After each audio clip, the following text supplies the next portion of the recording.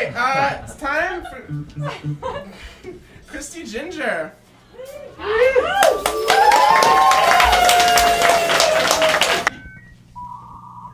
Straight punks and Mateo County. This is TED Talk, the Christie Ginger.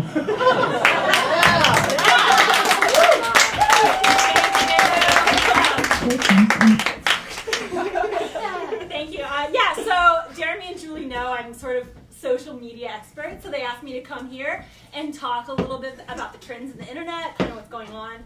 So I've got lots of illustrations here. They're a little hard to see for some folks, but I'll try to read them out.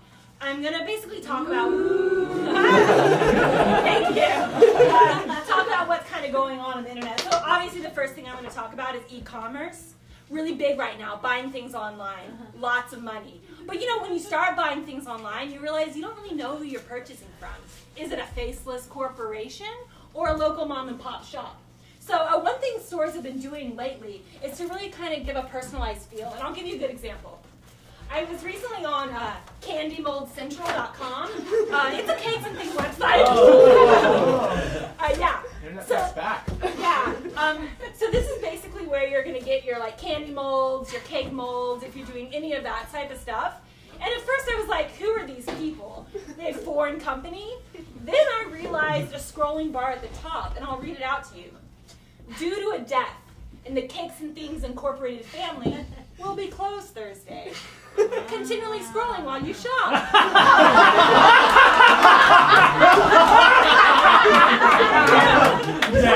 don't know, that seems a little inappropriate, but one thing I did realize is these are real people. You may not know what it means when a website's closed for a day, but at least you know it's a real person. So I'll give you another example, a little closer to home. I recently bought tickets for a show at Davies Symphony Hall. If you've ever purchased a ticket, I know, I'm kind of fancy. So, you notice a lot of things websites are doing recently is making you log in to do anything, even purchase things. So when I went to purchase my tickets after like selecting my seat, you had to create a profile if you wanted to buy the tickets. So I went, I was like, okay, I'll do that. I realized I already had an account there. I couldn't remember, but I must have bought something. So I was like, well, I'll just use my other email address because I don't want to try and log in. My other email address already bought something too. So I know. So anyway, what's a girl to do? Well, I went to go and recover my password so I could log in and buy my tickets, thinking they'd send me a link to the password, but instead they sent me a reminder what my password is. And I'll just read it and see if you guys can guess what my password was. Fuck this stupid system, I just want to buy my shit. Yeah,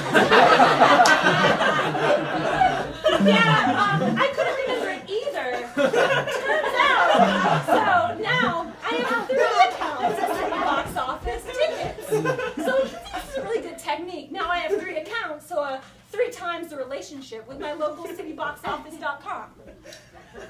So then... Yeah. All right, so the next thing I'm going to be talking about is personalization of the web. Unlike Web 1.0, the web right now is really into a customized experience. Everyone's web's a little different, and I'll give you sort of a few examples. I recently Googled something. I Googled how to get your MFA on scholarship.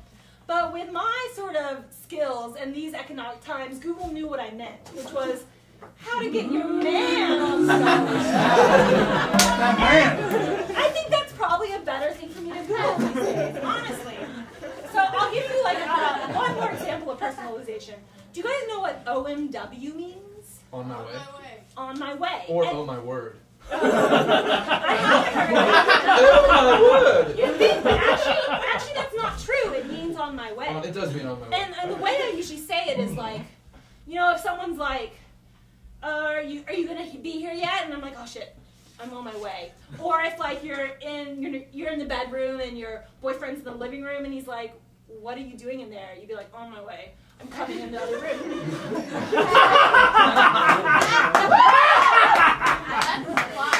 But the new Apple, when you try to text someone OMW, unless you cancel it, it makes you say, on my way, with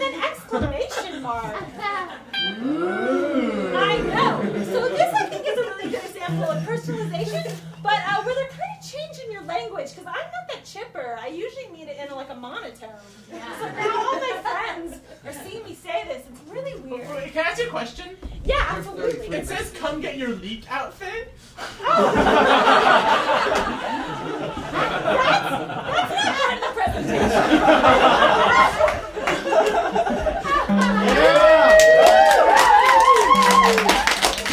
Okay, so the next thing I want to talk about is mediated human connections. So this is where we used to have human connections in person, but now they're mediated through a layer of technology. So, you know, when you're walking around the street, you might encounter strangers and have interactions with them, but it's kind of hard for that to happen now when everyone's on Facebook, etc. But what are you gonna do? But I've recently been having these interactions with strangers mediated through my email, so I wanted to share some of those. Now, as I said, my name's Christie Ginger. I don't know anyone else except my family with the last name Ginger because it's a really rare name. Ooh. Yeah, I know. But recently, some people have been emailing me as though I was their relations. So I got an email from Cindy Ginger. I think because my email just says C Ginger, she just sent it to me thinking I was her cousin or something. And she said, "Does this work?" And when I opened the email, it was just a gradient. So I thought, this does work. This looks great. Another recent email I've gotten from someone I don't know, and this is crazy. It's real small. I'll read it. "Hello, Robin Clark. Thank you for using U.S. Search, your people search and background check resource. Attached are the results of your expert people search plus background for George Sharaway. So, and then I opened the PDF and I learned quite a bit about George Sharaway. So I'll share just one fact. George Sharaway. Possible aliases. George Sharaway. And there he is. He's right here. I actually feel a little bad for Robin because if she had gotten it, she would have found out George is an upstanding citizen, no bankruptcy, no criminal record, and a house worth $1.5 million. Yeah. Okay. So the last thing I want to talk about is I actually send a newsletter pretty regularly, and I've been getting lots of great responses back, but only out of office vacation responses. No one actually emails me back except those. So I want to share some of those because I think they actually are really great communications I have. So I'll just read the first one. "Sorry I won't be available for the next 3 weeks, as I am having an emergency operation right now. I will contact you after that." I never heard back from him. So the second one, sometimes people give lots of great information in their away messages. "I will be in South Carolina, and surrounding area temperatures there right now is 101 Fahrenheit. And will be this coming week." Yeah, so we get to learn a lot. Some are kind of really scarily have no information. I got one back that just said, "Sean Sullivan is no longer available." Who knows? Who knows? So here's a really good one that I think people are really able to imbue their personalities in their their out of office vacation responses.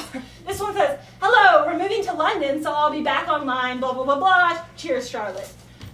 Yeah. So I think from this you can really learn that Charlotte is the type of person that even before she moves to England, starts signing her emails as cheers.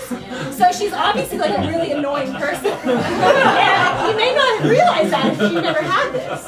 And so this last one, I think you really it's a really lovely one that'll make you jealous, which says, "Dear friend, I traveled to the North Pole, an Arctic total solar eclipse, and cannot access his email. You can try to contact me via satellite phone." I don't know what a satellite phone is, but this guy is awesome. Olivier, who knows what he's doing. All right, so I think the last thing I'm going to talk about here is emotive computer intelligence. And I think, honestly, I've sort of been touching on this subject the whole lecture series, which is that computers...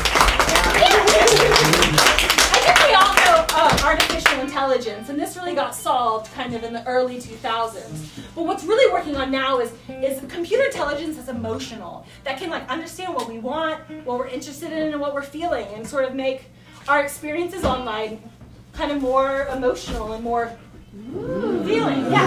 So recently there was a spam account on Twitter, And the computer technology behind the spam broke down. And you began to see the inner workings of this robot. And I think by reading their tweets, you can really get a sense of what this robot's feeling.